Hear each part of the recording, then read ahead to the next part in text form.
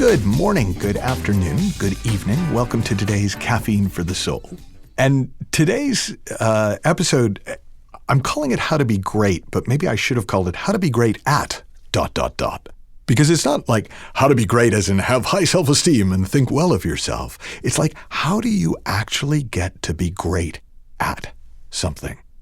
How do you get to be a great actor? How do you get to be a great salesperson? How do you get to be a great lawyer? How do you get to be a great parent? How do you get to be great at whatever it is you would love to be great at? And when somebody comes to me as a coach or as a student and they want to be great at something, I'm always aware that there are two parts to what makes somebody great. And part of it is their grounding and part of it is their craft. And I'll explain what I mean by those two things. Somebody's grounding is their level of understanding about how we as humans work, like how we are made. And most people massively misunderstand how we're made and so start with the assumption that there's something wrong with them, that they're broken in some way, that they're missing some fundamental thing that other human beings have.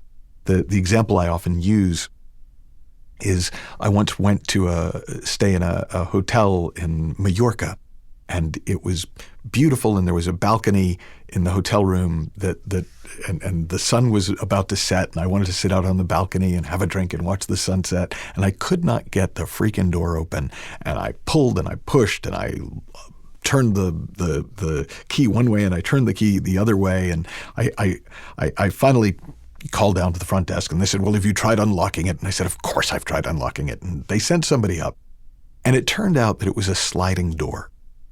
And so I thought the door was broken because I didn't understand how it worked. That's us.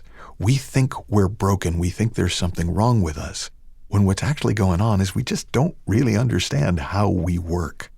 And there are kind of three elements, three things that I think are the short course in how we work. And the first is that we are made of creative potential.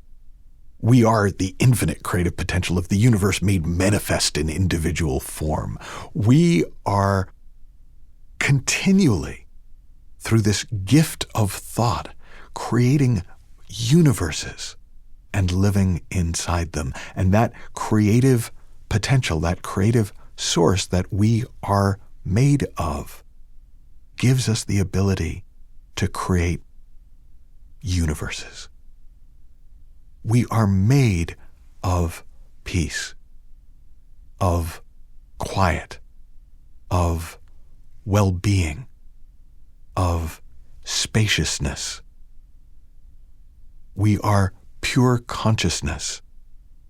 And in any given moment, that purity of consciousness is more or less contaminated by the noise of our personal, habitual, repetitive thinking.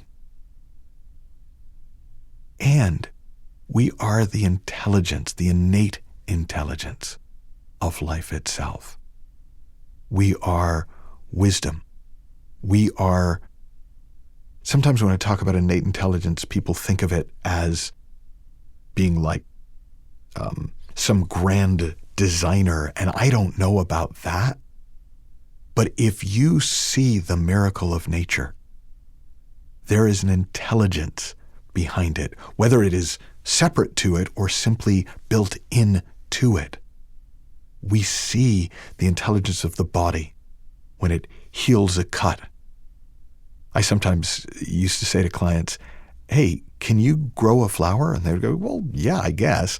And they'd start telling me how they do it. And I would point out that, no, you can't. You can optimize the conditions in which a flower will grow, but we can't grow it. That intelligence, that possibility is within the seed itself.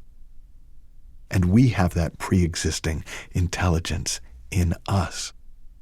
So we're the creative potential of thought. We're the inner peace and well-being of consciousness. We are the innate intelligence, built in, pre-existing, of the entire universal mind.